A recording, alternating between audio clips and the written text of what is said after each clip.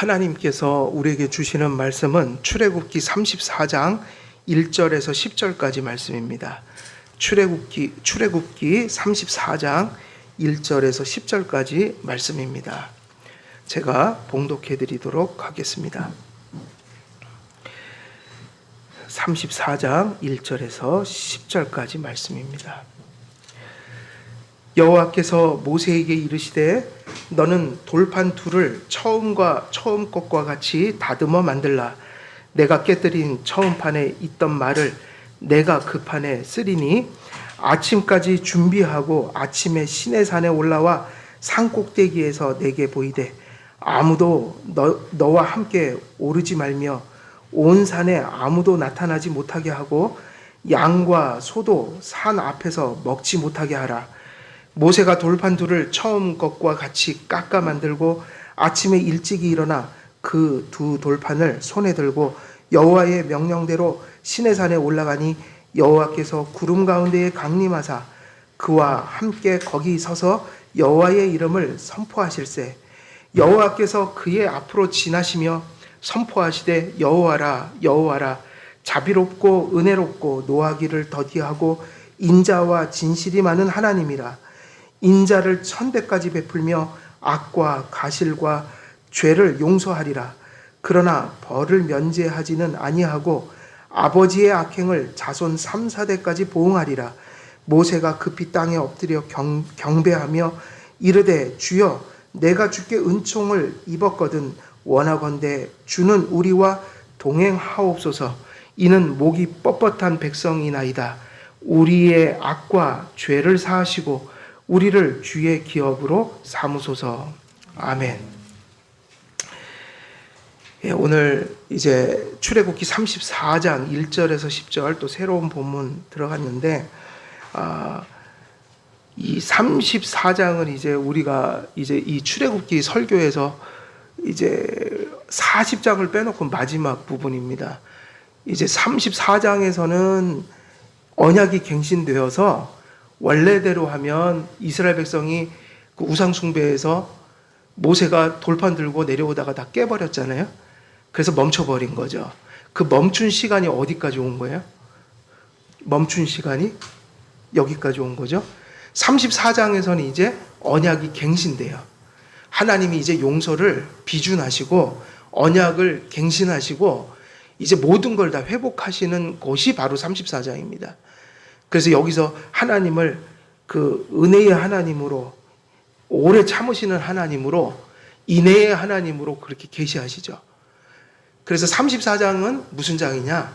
이제 우상 숭배의 그 비극이 끝나는 장이에요. 그러면 멈췄던 시간이 이제 어디로 다시 갑니까? 이전으로 돌아가야겠죠? 원래대로 했으면 돌판 가지고 내려오면 이제 성막을 막 짓고 성막에 있는 기물을 짓고 그랬어야 되는 거예요. 그 여러분 죄 짓고 살면 인생을 허비하게 돼요. 성도들은 언젠간 제자리로 오게 돼 있어요. 그래요? 안 그래요? 성도들은 아무리 방황해도 결국은 돌아오게 돼 있어요. 근데 그게 하나님의 선택이고 사랑이지만 죄를 지면 많은 것을 잃게 됩니다. 쓸데없는 방황을 하게 돼요. 그리고 하나님의 징계를 받게 되면 삶이 정신이 없어집니다. 다시 말하면 받지 않아도 될 고통을 받게 되는 것이고 시간을 허비하고 그래서 신약에 오면 세월을 아끼라 그랬어요. 세월을 아끼라.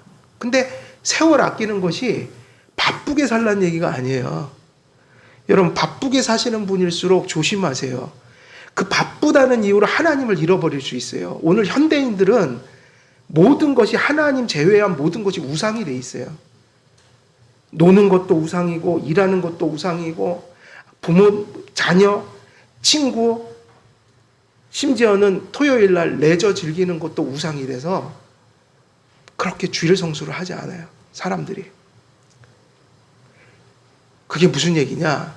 사람들은 지금 하나님을 잃어버리고 세상 그 속도에 취해서 정신없이 살아가는데 실제로는 그 정신없는 삶 속에 하나님을 더 붙들어 두어야 하는데 그 정신없는 세상 속에 하나님을 잃어버리면 큰일 나는데 실제로는 이전보다 훨씬 더 하나님을 잃어버리고 사는 세대가 돼버린 거예요.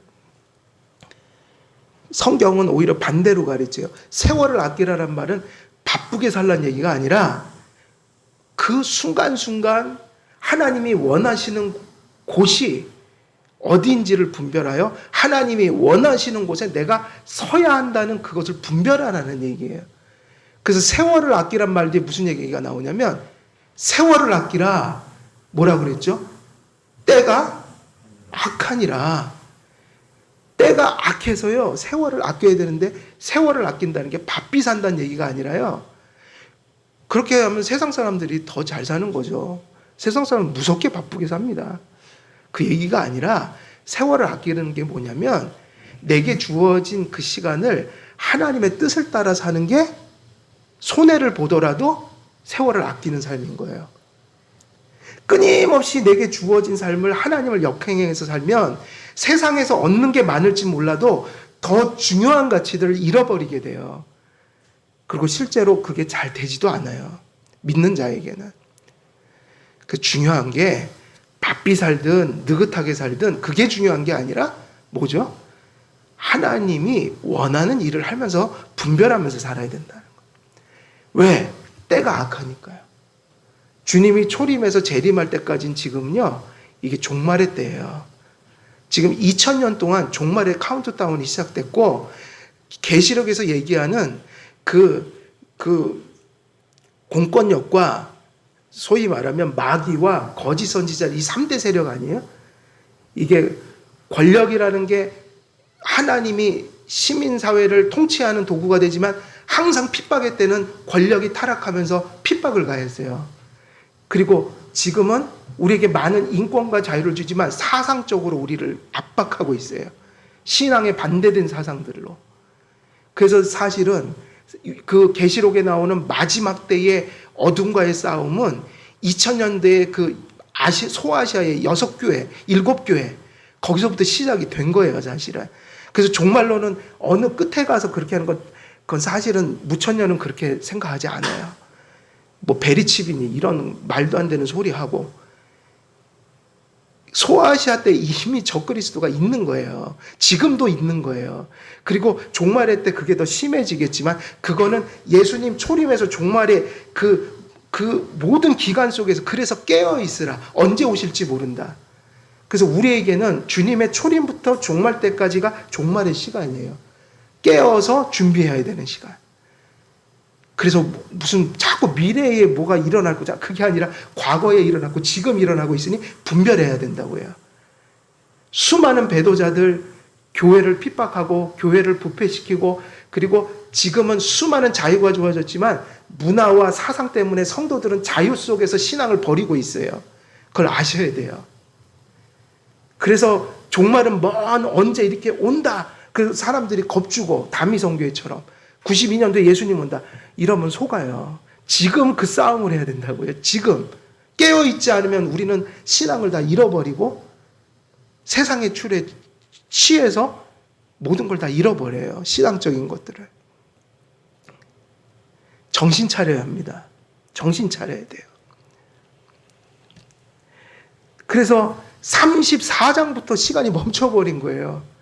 하나님의 성막을 짓고 하나님의 임재와 영광 속에서 기쁨으로 살아야 될 그 이스라엘 백성들이 범죄하는 바람에 거기서 멈춰버리고 34장까지 왔는데 하나님이 그 은혜로운 하나님이 이런 백성들을 용서해 주셨다.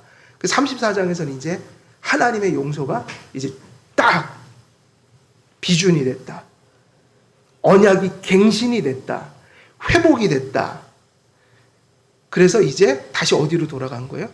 원래는 십계명 들고 범죄 안 했으면 해야 될 일을 이제 34장 말미부터는 성막을 짓고 하나님이 명령하신 일들을 이제 이루기 시작한다. 그래서 사실 우리 설교도 어디서 이제 넘어가는 거예요?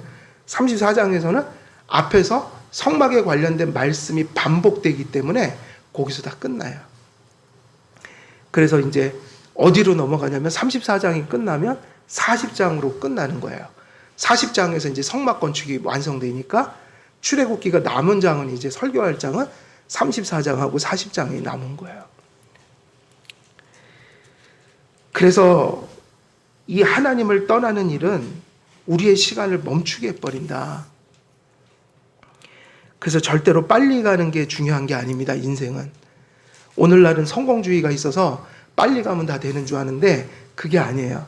빨리 가는 게 중요하지 않고 칼빈의 얘기대로 하면 빨리 가다 망하는 것보다 다리를 절며 쩔뚝거리며 기어가더라도 정도를 가는 게 빨리 가는 거다. 그게 아주 멋진 얘기. 저는 이거를 군대 가서 읽었는데 아직도 안 잊어버리고 있어요. 너무 멋있는 얘기.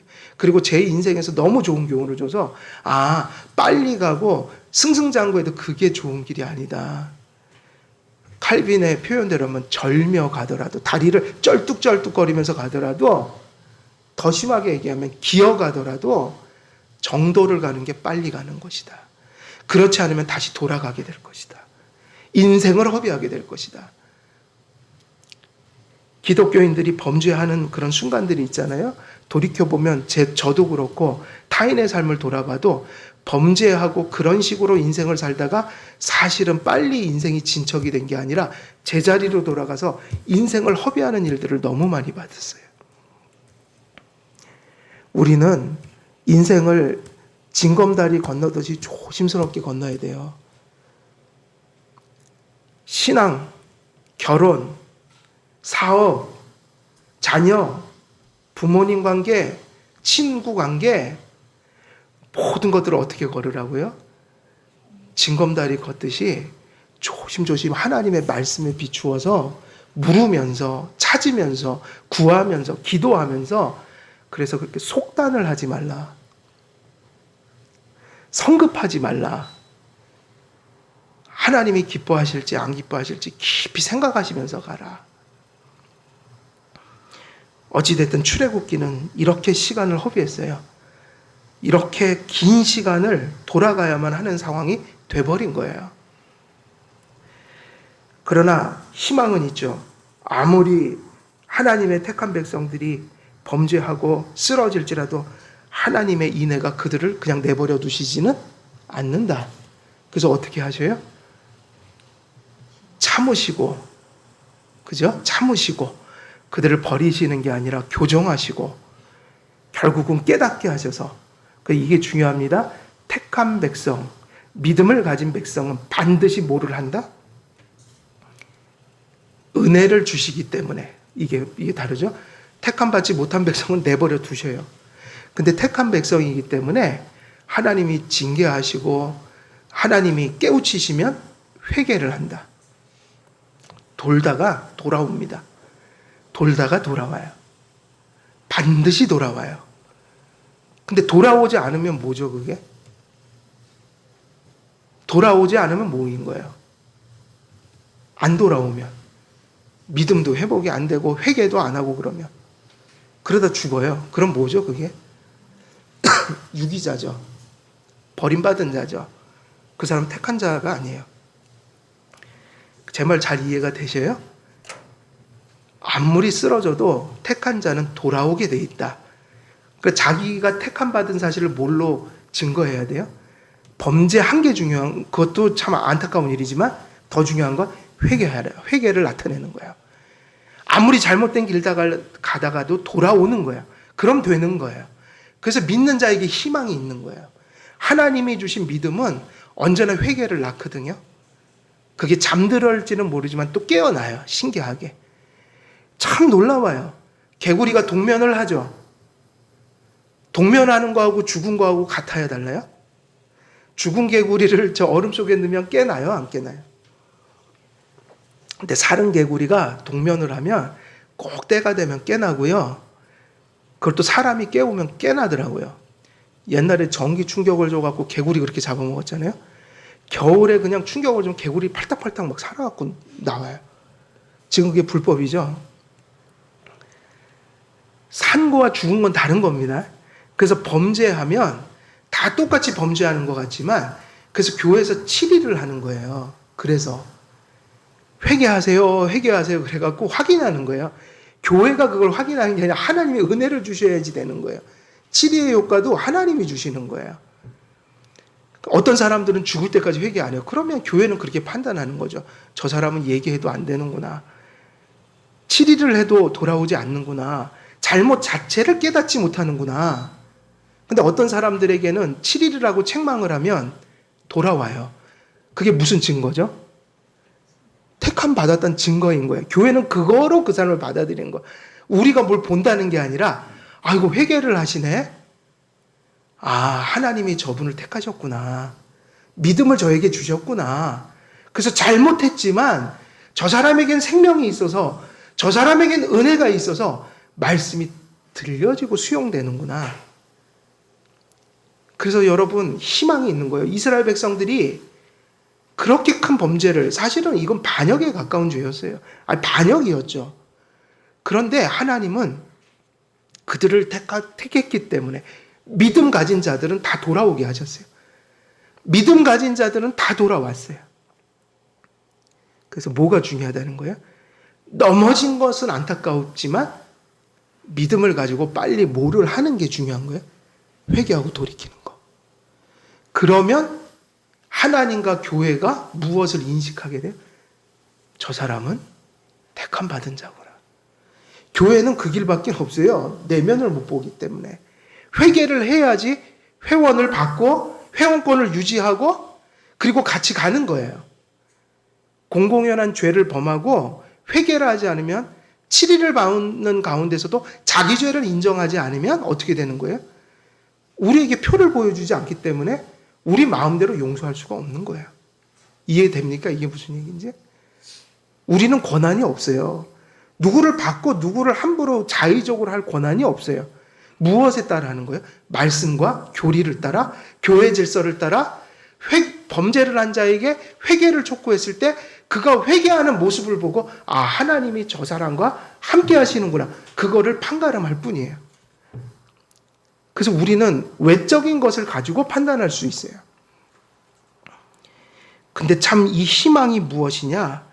택한 자는 성경에서 보듯이 34장처럼 반드시 하나님이 그들을 어떻게 해요?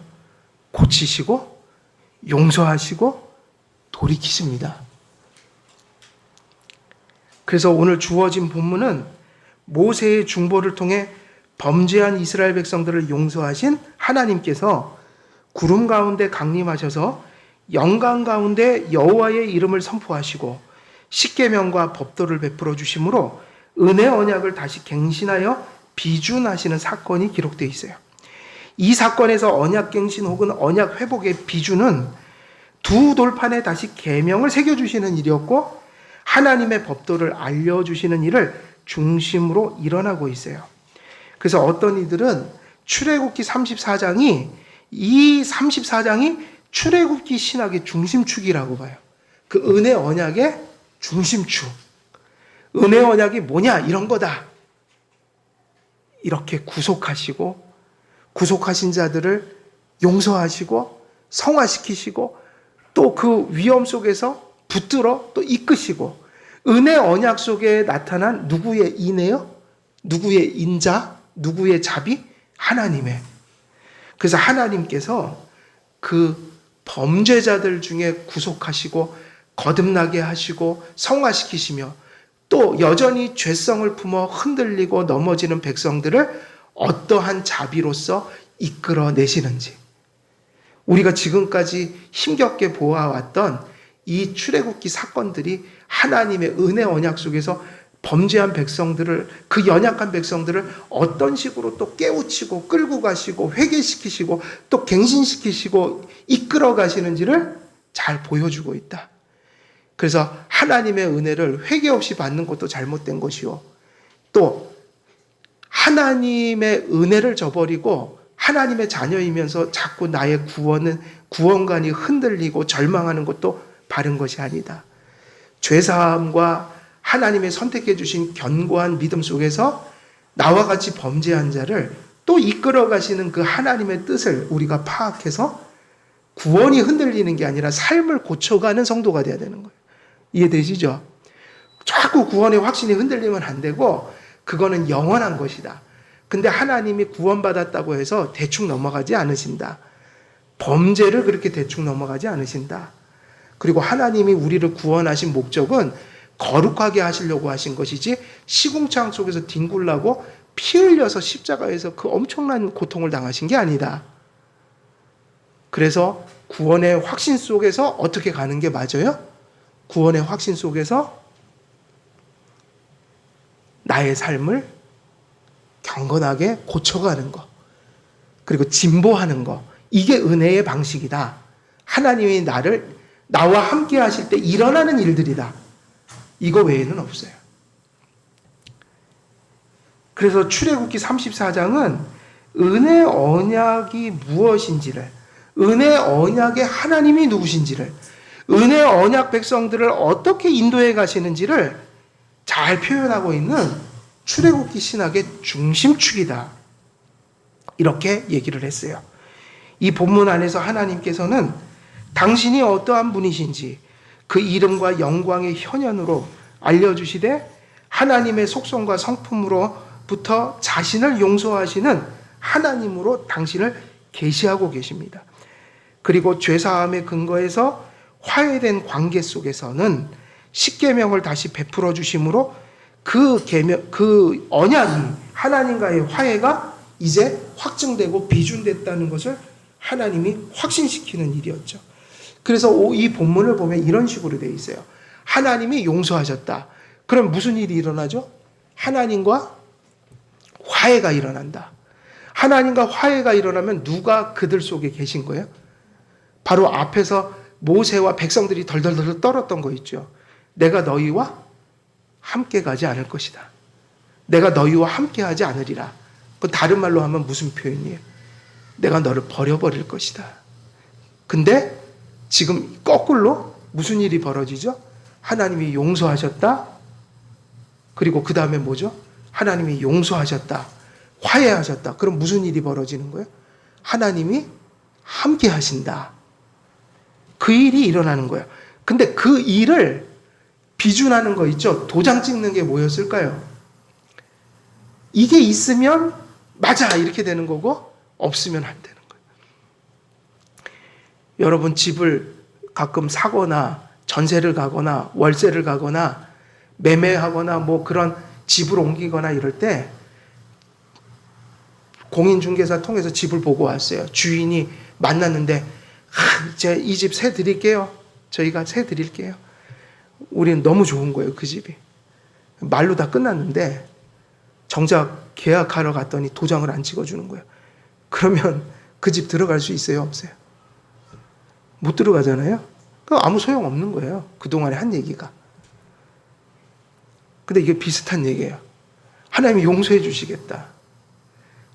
모세가 그때 얘기했죠? 그거 좀 어려워요. 받아들이기가. 너무 지금 상태가 안 좋으니까.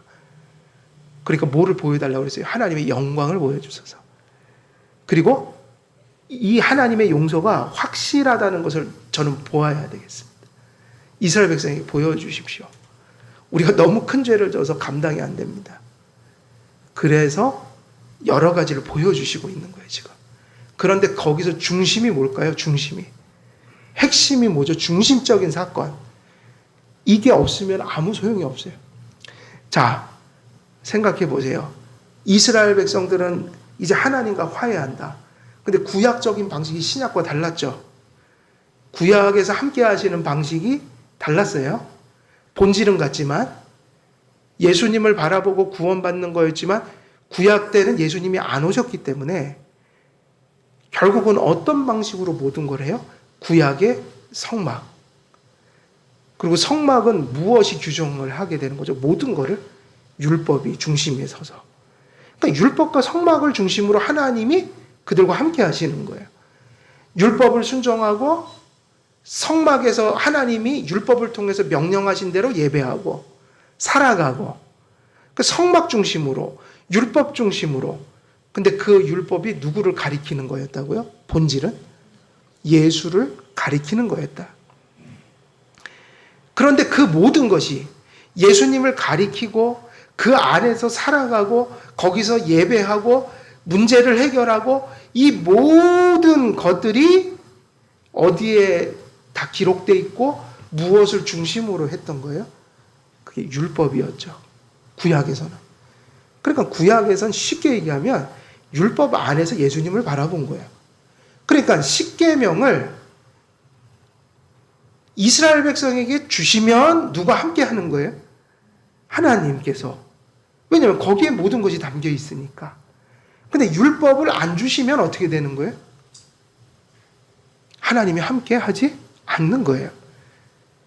근데 지금 34장에서 보니까 하나님이 영광 속에서 음성을 들려주시면서 말씀하시면서 돌판에다가 모세야 돌판 2개를 깎아와라. 그리고 그 깎아온 돌판에다가 뭐를 다 새겨주셨어요? 십계명을. 그 얘기는 이제 하나님이 무엇을 하셨다는 증거인 거예요. 너희들과 같이 하겠다. 이게 오늘날은 이것도 비슷해요. 하나님이 은혜를 주신 사람들에게는, 그리고 죄사함을 받은 자들에게는 죄사함을 받아서 하나님과 화해해서 성령이 내주한 자에게 가장 분명한 그 하나님의 그 대속의 은혜의 증거가 뭘까요? 그거는 하나님의 말씀이 가슴 속에 새겨지는 거예요. 하나님의 말씀이 믿어지기 시작하고 들려지기 시작하고 삶 속에서 깨달아지기 시작하고 그것을 순종하기 시작하는 거예요.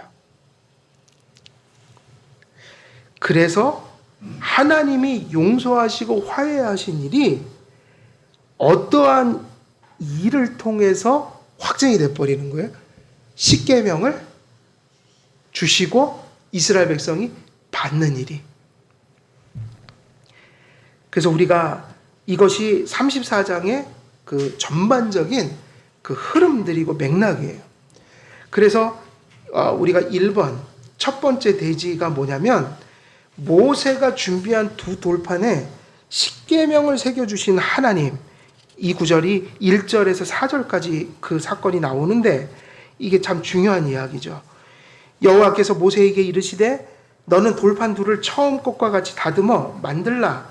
내가 깨뜨린 처음 판에 있던 말을 내가 그 판에 쓰리니 아침까지 준비하고 아침에 시내산에 올라와 산꼭대기에서 내게 보이되 아무도 너와 함께 오르지 말며 온 산에 아무도 나타나지 못하게 하고 양과 소도 산 앞에서 먹지 못하게 하라.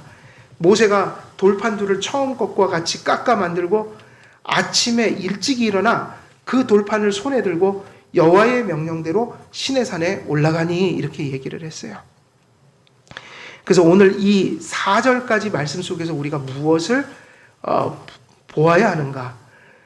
그래서 십계명이 이스라엘 백성들의 예배와 삶의 무엇이었던 걸 잊어버리면 안 돼요. 무엇이었다? 그들의 삶의 옛 언약에서의 중심이었다. 오늘날은 이렇게 율법 중심으로 예수님을 드러내는 게 아니라 복음이 다 드러났죠. 그러나 구약 시대에는 복음이 율법이라는 것을 통해서만 전해졌어요. 그래서 그리스도 중심적인 삶이라는 게 옛 언약 하에서는 율법 중심의 삶일 수밖에 없는 것이죠. 그래서 출애굽기 33장 22절에서 하나님께서 보여주시겠다고 약속하신 임재, 그래서 모세가 하나님 저희를 정말 용서해 주시면 당신의 영광을 보여주세요 이렇게 얘기를 했는데 그 영광이 바로 보여지는 게 34장의 사건인데 그 사건이 일어나기 바로 그 전에 그 하나님의 영광을 구하고 하나님의 임재가 모세에게 나타났던 그 사건 중심에 무슨 얘기가 끼어드냐면 십계명과 관련된 얘기가 바로 이렇게 끼어드는 거예요. 그게 1절에서 몇 절까지 사건인 거예요? 4절까지. 돌판을 깎아와라. 내가 거기서 새겨줄게. 하나님이 영광을 보여주셔서 그리고 영광을 보여주시기 위해서 임재하시는 사건이 일어나기 전에 거기 사이에 낀 말씀이 1절에서 4절 말씀이다.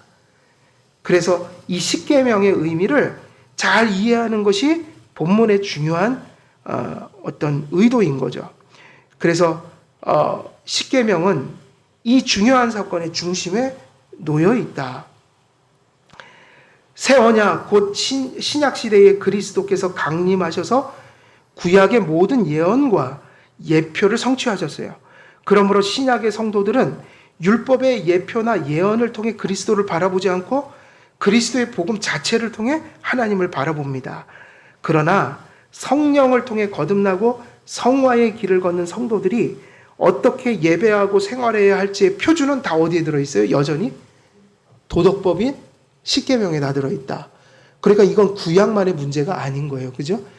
여전히 신약 성도들에게도 예배와 생활의 가장 근본적인 삶의 기준은 그 성경 말씀은 십계명 말씀인 거예요. 도덕법. 그래서 예수님께서 산상수훈 말씀을 복음서에서 전하시죠. 그때 산상수훈이 결국 뭐일까요? 산상수훈이라는 게 팔복으로부터 시작하잖아요. 예수께서 산에 올라 입을 열어서 가르치시기 시작했다. 근데 그때 산상수훈의 대부분의 내용이 뭐냐면 바리새인들과 사두개인들의 가르침을 다 깨는 말씀들이었어요. 당시 유대교의 교리와 당시 유대교 지도자들이 가르쳤던 가르침을 다 뒤집어 엎는 말씀들이었어요. 그러면 그 산상수훈은 바리새인들과 사두개인, 당시의 종교 지도자들의 율법 해석을 다 뒤집어 엎는 말씀을 하셨다. 그래서 어떤 사람들이 예수님이 율법을 다 없애시고 복음을 전하셨다. 이렇게 그건 완전 이단적인 사상이에요. 그게 아니라 이게 맞는 거죠. 예수님은 율법을 없인 여긴 적이 없다. 그러니까 예수님이 바리새인들과 사두개인들이 율법을 가르친 내용을 다 뒤집어 엎는 거는 율법을 소홀하게 여기는 게 아니라 오히려 반대예요. 율법을 제자리로 돌려놓는 역할이었어요. 사두개인과 바리새인들이 당시 유대교가 율법을 엉망으로 해석을 해놨다고요. 율법주의로. 그리고 자의적으로. 그리고 인간의 유전을 잔뜩 만들어놨어요. 소위 그 시대의 종교가 뭐가 같냐면 중세의 로마 가톨릭 같고 오늘날의 개신교 같아요. 이제는 그 말이 안 통해요. 우리는 그전에 교회의 그런 타락상을 얘기할 때 중세 카톨릭을 끄집어 왔거든요. 이제는 아니에요. 천주교만이 아니라 천주교는 아직도 뉘우치지를 못했고 개신교도 천주교처럼 돼버렸다 지금. 온갖 인간의 소견대로 온갖 인간의 상상과 고함물로 예배드리고 있다. 그러니까 캐톨릭만 얘기할 수가 없는 거예요. 공정하게. 오늘날은 카톨릭 교회뿐만 아니라 수많은 개신교가 예수님 없는 유대교처럼 행동하고 있다. 그 예수님이 산상수훈에서 했던 일의 본질이 뭐죠? 유대교와 유대교 종교 지도자들이 만든 율법에 대한 엉망진창의 해석을 다시 다 바로잡아 놓는, 그러니까 율법을 원래 위치로 되돌려 놓는, 이것이 예수님의 산상설교예요. 하나님께서 믿음을 선물로 받은 성도들이 회개하고 하나님과 화해하는 은총을 받았다는 가장 큰 증거는 기록된 율법이 그 마음에 믿어지고 깨달아지고 순종되는 곳에 있다. 그러면 다시 한번 또 다시 돌아가 볼까요? 본문에 하나님께서 돌판을 들고 왔다. 근데 그 돌판에다가 뭐를 새겨주신다고요? 십계명. 근데 이거 예전에 십계명 서론할 때 말씀드렸지만 사실은 십계명은 자연법적으로는 불신자들에게도 있지만 양심의 법으로 엄밀히 말하면 하나님은 십계명을 회복시켜서 명확히 이제는 계시하시는 거는 누구에게만 하셨어요? 불신자들이에요? 신자들이에요? 신자들에게 말씀으로 주셨어요. 그것은 애굽에서 건져낸 하나님의 백성들이었어요. 그러면 우리가 이제 이 얘기를 하는 거예요. 출애굽할 때도 마찬가지였고 이제 그것을 성문법으로 이렇게 십계명에 기록하실 때 지금 34장의 상황에서는 뭐냐? 이 십계명을 주신다는 것 이꼴 뭐였다고요? 하나님이 이스라엘 백성들을 용서하시고 그들과 화해하시고 이제 엄청난 복, 그들과 어떻게 하시겠다? 함께 하시겠다. 그게 십계명이라고 그랬죠. 그러면 십계명은 돌판에다 새기시는 거였어요. 근데 34장 이전에는 왜 돌판에 안 새기셨을까요? 그들의 상태가 우상숭배 속에서는 그저 돌판에다 주실 뿐이지 그게 가슴 속에 새겨질 수 있는 상황이 아닌 거예요. 항상 하나님은 성경을 주신 것은 이게 어디에 새기시려고 이 성경을 주신 걸까요? 그게 중요한 거예요. 읽고 듣고 그 다음에 마음속으로 이게 다 들어가야 돼요. 이게 믿음이 돼야 되고요. 이게 깨달음이 돼야 되고요. 성경은 순종함이 돼서 이제 이 말씀이 우리 가슴 속에 새겨져야 돼요.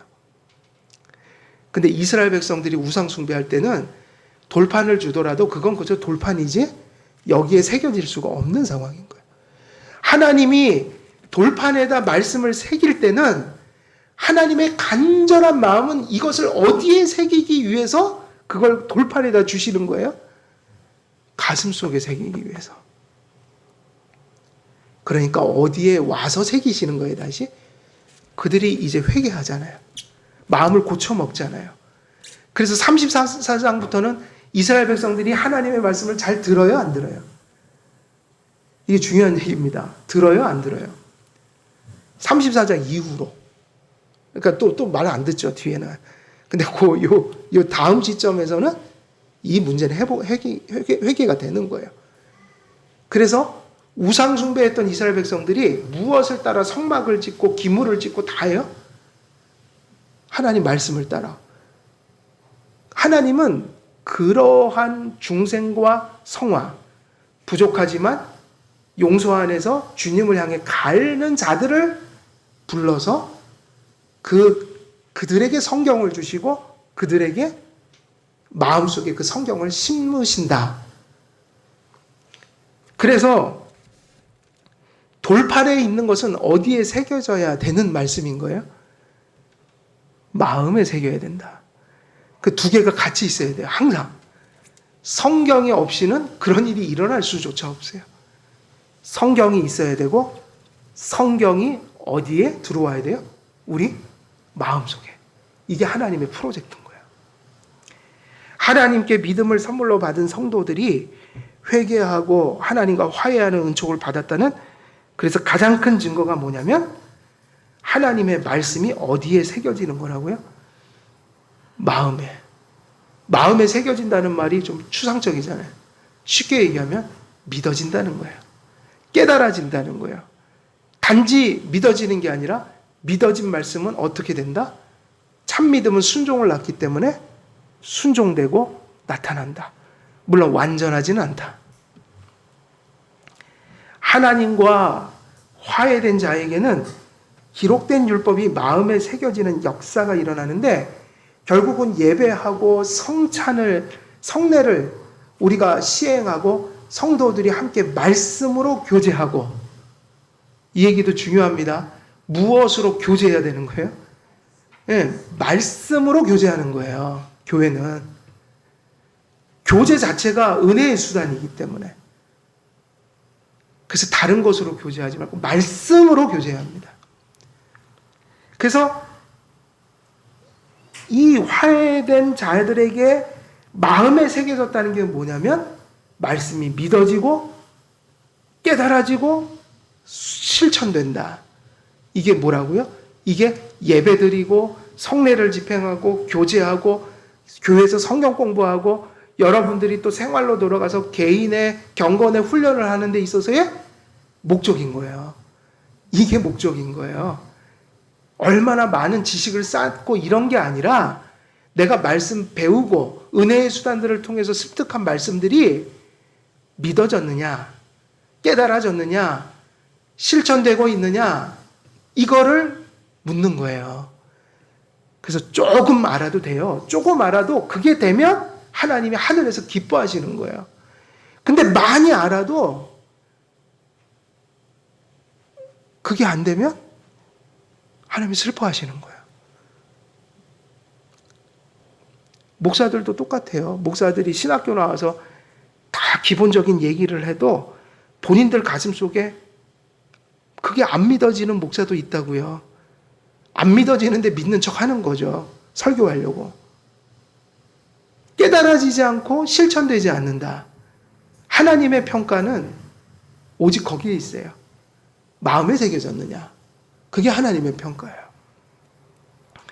이스라엘이 범죄했으나 하나님께서 용서하시고 화해하실 때 그들은 기록된 율법의 두 돌판을 받았을 뿐만 아니라 그 기록된 율법을 마음으로도 받는 그 심경의 반응과 변화가 있어야 한다.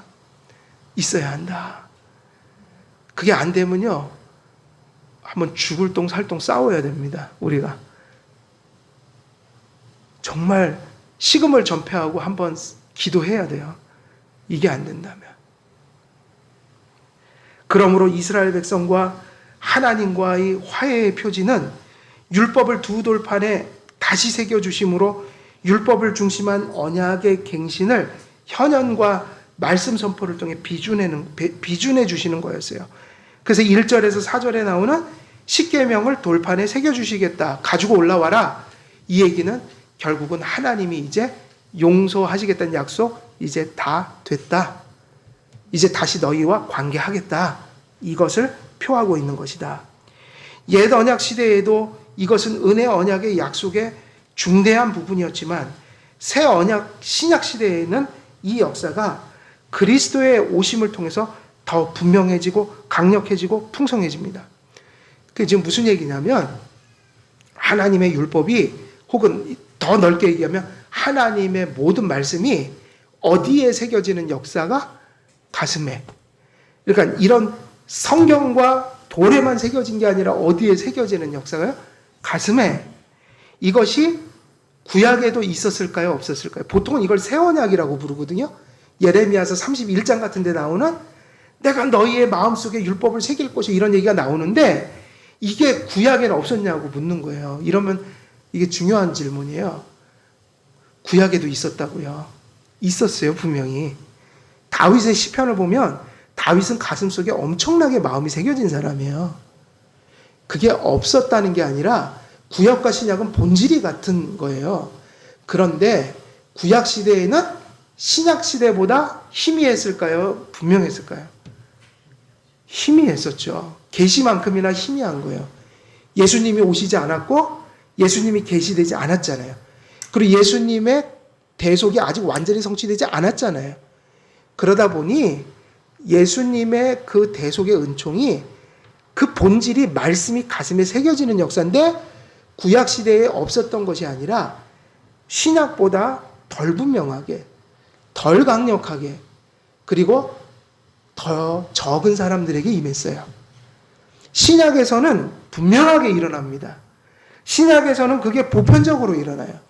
그리고 신약에서는 그게 강력하게 나타나요. 계시가 분명해진 것만큼 말씀이 심령 속에 그렇게 분명하게 일어납니다. 그리고 풍성하게 일어나고 유대인들을 넘어서서 온 세계인들에게 이 은혜가 다 임해버려요. 그래서 그게 새 언약이라고 얘기하는 거예요. 구약에 없었기 때문이 아니라 구약이나 신약이나 다 있는 거예요. 그러나 디그리가 달라요. 성취돼 버렸다, 신약에서는. 그러니까 오늘 신약 시대를 사는 우리들에게는 무엇이 더 나타나야 돼요? 하나님의 말씀이 어디에 새겨지는 역사? 가슴에. 그러니까 이런 삶을 살면 안 됩니다. 교회에서 말씀 배우고 그게 우리의 머릿속에 맴돌지만 딱 가정으로 돌아가면 딴 사람 되고, 직장에 가면 딴 사람 되고, 세상으로 나가면 딴 사람 되고, 내가 하나님의 말씀을 그렇게 듣고 머릿속에 그걸 인풋했지만 정작은 가정생활 속에, 직장생활 속에 그게 전혀 반영되지 않는다. 그저 예배 시간 1시간만 예수님이 우리를 통치할 뿐 6일 동안의 삶 속에 예수님이 내 삶 속에 없다. 그분의 말씀이 나를 지배하지 않는다. 그러면 그게 뭐인 거예요? 아직 내 가슴에 새겨지지 않은 거예요. 말씀이 여기에 새겨져야 돼요. 우리가 자꾸 잊어버리잖아요. 그러니까 또 성경을 보는 거라고요. 또 보고 또 보고. 근데 가슴에 새겨진 자들은요, 성경을 볼 때마다 새로워요. 똑같은 말씀인데, 설교 시간에 들은 말씀인데 집에 가서 일하면서 가족들 돌보면서 또 오늘 그 말씀 하루 시작하면서 하루 마치면서 보니까, 그지, 지난주에 그 말씀 들었지, 내가 이 말씀 묵상했지, 그런 말 깨달았지, 맞아, 이렇게 또 살아야 돼. 내가 오늘 삶을 돌아보니까 아이고 이 말씀 못 살았네, 이거. 그죠? 못 살 수도 있죠. 우리가 죄성이 있는데. 근데 이거는 돼야 되잖아요. 아유, 오늘 하루 돌아보니까 아이고 이거 오늘 이거 역행한 삶을 살았네. 아니면 오늘 읽으니까 아유 이 말씀 확 와닿는 거예요. 또 들었던 말씀 또 와닿는 거예요. 그래서 일주일 이렇게 살아야지. 내일은 또 이렇게 살아야지. 그냥 이렇게 하루하루 삶이 돼야 된다고요. 이게 우리 삶 속에 있기 위해서 성경을 읽어야 되고 설교했던 것들을 그 시간에 다 듣고 끝내지 마시고 계속 리멤버 해야 된다고요. 그래서 신약 시대에는 이 역사가 그리스도의 오심을 통해 더 분명해지고 강력해지고 풍성해졌다. 이스라엘의 지경을 넘어 마음에 율법이 새겨지는 일이 온 인류에게 확장이 되어버렸어요. 죄사함을 받은 사람들이 소유한 하나님과의 화해의 복은 성령의 내주를 통한 중생과 성화를 통해 하나님의 그 말씀이, 좋게 얘기하면 계명이 우리의 마음으로 수용되고 순종되고 사모함되는 것을 통해 그게 결실하는 것이다. 그러므로 칼빈에 따르면 칭의는 구원과 경건의 토대가 된다고 그랬어요. 이 얘기가 되게 중요한 얘기예요. 칭의는 무엇과 무엇의 토대가 된다고요? 구원과 경건. 여기서 칭의는 뭐냐면요. 지금 우리 본문 말씀 그대로요. 모세가 구했던 거. 죄사함. 그죠? 값없이 죄사함 받는 거. 그래서 하나님과 화해되는 거. 근데 그 칭의는 무엇을 동시에 주냐면 그 칭의와 화해가 가져오는 결과와 열매가 뭐냐면 경건이에요. 경건. 죄사함이 있는 곳에 하나님의 화해가 나타나고요. 하나님과의 화해가 있으면 성령님이 들어오십니다. 그리고 성령님이 내주하셨기 때문에 무슨 역사가 일어나요? 성령님이 가장 중요시 여기는 건 성경 말씀, 기록된 말씀을 기록된 말씀대로 어디다가요? 가슴속에 깨우치고 믿어지게 하시고 순종되게 하시는 이게 성령의 역사다. 그래서 이러한 일들이 있는 곳에 누가 계신 거죠? 성령님이 충만해 계신 거예요. 이들은 복음을 붙들고 하나님의 계명 앞에 자신을 돌아보며 성화의 회개를 이루고 하나님의 계명을 사랑하며 주신 은혜에 순종하는 삶을 나타냅니다. 물론 용서 안에서 불완전하게. 이것도 중요한 얘기. 불완전해요. 그렇지만 실제가 있어요. 순종의 실제가 있어요. 실제로 돌이키면서 살아요. 하루하루. 진보가 있어요. 그래서 하나님 말씀 속에 이런 말씀이 기록되어 있잖아요. 요한일서인가요? 우리가 그의 계명을 지키면 이로써 우리가 그를 아는 줄로 알 것이요. 하나님을 안다면 누구의 계명이 있다고요? 가슴속에? 하나님의 계명이. 하나님의 계명을 지킴으로써 그들이 누구를 아는 자로 인정될 수 있다고요? 하나님이요. 그를 아노라 하고 그의 계명을 지키지 아니하는 자는 거짓말하는 자요. 진리가 그 속에 있지 아니하다. 누구든지 그의 말씀을 지키는 자는 이거는 신약의 말씀이지 구약의 말씀 아니에요. 신약 말씀이라고요. 요한 사도의 말씀이라고요. 뭐라고 그랬어요? 누구든지라고 그랬어요. 누구든지 여기에는 예외가 없다. 그의 말씀을 지키는 자는 하나님의 사랑이 참으로 그 속에서 온전하게 되었나니 이로써 우리가 그의 안에 있는 줄을 어떻게 한다? 안다.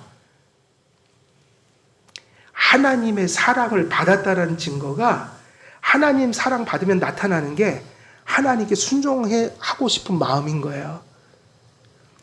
근데 아까 얘기했듯이 요한 이 말씀을 한 요한이 무슨 얘기도 했죠? 너희가 죄 없다 하면 하나님 거짓말쟁이 만드는 거다. 그러니까 모순된 얘기를 하는 거 아니에요? 계명을 지키라. 근데 또 한쪽에서는 죄 없다 하면 하나님 속이는 거다. 근데 이 두 개가 같이 있어야지만 이 말이 이해되는 거라고요. 계명을 지키는데 여죄가 있어서 아무리 용을 써봤자 완전하지 못하니까 주님의 용서에 의지해서 잘못할 때마다 회개하고 불완전하지만 오늘도 죄인으로 서 있지만 미쁘신 하나님께 회개하면 우리를 씻어주는 하나님을 의지해서 완전한 자로서 가는 게 아니라 목표를 향해 가는 불완전한 자로서. 그러나 어떻게 그런 불완전한 자가 계명을 지킬 수 있는가? 용서해 주시니까. 그래서 불완전할지라도 우리는 계명을 지키는 실제가 삶 속에 있을 수 있다 없다? 있을 수 있다. 그 얘기를 하는 거예요. 근데 하나님 앞에 자기를 완전한 자로 여기거나, 그래서 이것도 잘못된 것이지만 우리가 죄인이니까 아무것도 할 수 없지 이래갖고 매일 죄만 짓고 살면 그건 하나님의 자녀가 아닌 거예요. 그래서 정답은 뭐예요? 죽을 때까지 불완전한 자로서, 그러나 용서 때문에 하나님의 계명을 지키는 실제를 드러내며 불완전하지만 하루하루 조금씩 진보하는 삶을 살아가는 거다. 그래서 영화가 아니라 무엇이 있는 사람만이 사실 칭의도 받은 사람이에요. 성화예요. 그래서 우리가 이상하게 헷갈릴 필요가 없어요. 이 모습 이대로 최선을 다하면 되는 거예요. 그래서 또 이런 말씀을 하셨어요. 또 주께서 이르시되 그날 후에 내가 이스라엘 집과 맺을 언약은 이것이니 내 법을 그들의 생각에 두고 그들의 마음에 이것을 기록하리라. 나는 그들에게 하나님이 되고 그들은 내게 백성이 되리라. 그래서 하나님이 기록하시고 돌판에 새겨주신 율법이 어디에 새겨지게 하시는 게 은혜라고요? 그들의 생각에 두고 그들의 어디에요? 마음에. 예레미야 31장 33절은 그래서 새 언약의 시대를 바라보면서 이 일이 온 인류에게 미칠 것을 바라봤어요. 그래서 이렇게 말씀하셨어요. 그러나 그날 후에 내가 이스라엘 집과 맺을 언약은 이러하니 곧 내가 나의 법을 그들의 속에 두며, 어디다 둔다고요? 그들의 속에 두며, 그들의 어디에 기록하여요? 그들의 마음에 기록하여 나는 그들의 하나님이 되고 그들은 내 백성이 될 것이라. 이것이 여호와의 말씀이니라. 그러니까 결론은 이렇게 가죠. 이스라엘 백성들이 우상 숭배하고 범죄했다. 내가 용서해 줄게. 그러면 용서하신 일이 어디서 이제 꽃을 피우는 거예요? 계명을 이스라엘 백성들에게 주시는 일이죠. 그리고 하나님은 이제 회개하고 주님을 의지하는 그 백성들에게 돌판에 기록된 것을 그들의 가슴 속에 새길 것이다. 앞으로 이스라엘 백성들이요, 이제 이스라엘이 가나안 땅에 들어가서 그들이 예수님 오실 때까지 이스라엘 백성들을 향한 하나님의 뜻, 하나님의 프로젝트, 그들에게 있어서 하나님의 훈련이라는 게 무엇이냐? 그럼 되게 단순한 거예요. 하나님이 주신 그 돌판에 기록된 거를 마음으로 믿고 깨닫고 순종하는 일을 끊임없이 가르치는 게 이스라엘 종교였어요. 그게 핵심이었다라는 거예요. 그러니까 구약에 여러 가지가 나오지만 단순하게 얘기하면 그게 구약이었다는 거야. 그게 구약이었다는 거야. 그 안에서 그리스도를 바라보게 하는 거였다고요. 근데 사실은 엄밀히 말하면 경륜에 있어서 이스라엘 백성이 성공했어요? 실패했어요? 실패해버렸죠. 근데 하나님의 프로젝트였어요. 실패한 게 아니었고 이스라엘 백성들의 다수가 넘어졌지만 거기서도 소수는 하나님이 끝까지 지킬 사람은 지켰고, 그리고 이제 이스라엘이 아니라 이방으로 넘어가 버린 거죠. 계속 역사는 이어지는 거예요. 그리고 여기서 말씀드릴 때 이제 다음 주에 계속 이어서 해야 될 중요한 개념이 있는데 이제 시간이 안 돼서 오늘은 그걸 못 하고요. 이 부분인데 다음 주에는 그걸 설교할 거예요. 마음에 새긴다고 할 때 기록된 성경이 중요하다는 거예요. 이 얘기는. 그리고 그 기록된 성경이 마음속에 들어와야 한다. 이 두 개가 같이 있는 거죠. 근데 이걸 부인하는 사상이 있어 왔다. 과거에도 그랬고 지금도 그렇다. 그래서 다음 주에는 좀 그 말씀을 좀 드리려고 해요. 기록된 성경과 마음속에 새겨진 그 말씀이 새겨진다는 말이 어떻게 연결되어야 할지 그거를 좀 말씀을 다음 주에 드리되, 오늘의 핵심은 뭐죠? 이스라엘 백성이 하나님께 죄사함을 받고 그리고 화해했고 하나님의 언약을 갱신했다. 근데 그 모든 것의 중심에 뭐가 있었어요? 하나님이 용서했다는 것, 화해했다는 것은 이제 그들과 함께 할 것이다. 그러면 하나님이 함께 하실 때 하나님이 사용하는 은혜의 수단이 뭐였냐면 그 중심이 율법이었죠. 그래서 십계명을 새겨주는 일이 이스라엘 백성들의 용서에 대한 어떤 본질이었어요. 그것에 대한 표였어요. 그러면서 이제 무슨 의미가 나오는가? 하나님이 단지 돌에다가 말씀을 새기는 것, 그거로 말씀을 지금 메시지를 멈추고 있느냐? 그게 아니죠. 그 새겨진 말씀은 어디에 새길 말씀들이에요? 다 이스라엘 백성들의 가슴 속에 새길 말씀이다. 그래서 우리에게 이것을 삶 속에 적용한다면 이제 말씀을 이렇게 맺을 수 있겠죠? 하나님의 말씀을 우리가 듣고 배우고 설교 듣고 묵상하는 말씀을 우리 성도님들 어디에 새겨야 한다고요? 마음속에. 마음에 새긴다는 건 오늘도 들은 말씀 믿음으로 깨닫고 진정 신뢰하고 의지해서 살며 실제적인 생활 속에 그 말씀을 가지고 들어가 그 말씀의 인도를 받으며 생활하라. 이것이 하나님의 정말 바라시는 뜻이다라는 것을 오늘 본문 속에서 정리할 수 있는 것입니다. 우리 한길교회 성도님들은 성경 66권에 기록된 말씀들을 다 가슴에 새김으로 하나님과 큰 교제 속에 살아가시는 그런 삶 사시기를 우리 주 예수 그리스도의 이름으로 축원드립니다. 기도하겠습니다. 살아계신 하나님 아버지, 오늘도 말씀을 전하였습니다. 이스라엘 백성들을 용서하시되 십계명을 다시 돌판에 새겨주심으로 그 용서를 확증하신 하나님의 은혜를 우리에게도 베풀어 주시길 원합니다. 하나님께 날마다 읽고 듣고 또 연구하는 말씀들이 우리들의 심령 속에 다 새겨질 수 있도록 도와주시옵소서. 그 말씀이 깨달아지게 하시고 또 진정 그 말씀을 신뢰하고 의지하고 우리가 우리의 인생을 그 말씀에 걸고 살아갈 수 있는 그런 믿음에 이르게 하시며 그 말씀이 우리의 현실 생활을 지배할 수 있도록 하나님 역사해 주시옵소서. 진정 말씀이 가슴에 새겨짐으로 우리 안에 또 우리 한길교회 안에 성령의 충만하심을 우리가 확증하며 살아갈 수 있도록 하나님 함께해 주옵소서. 감사드리옵고 우리 주 예수 그리스도의 이름으로 기도드리옵나이다. 아멘.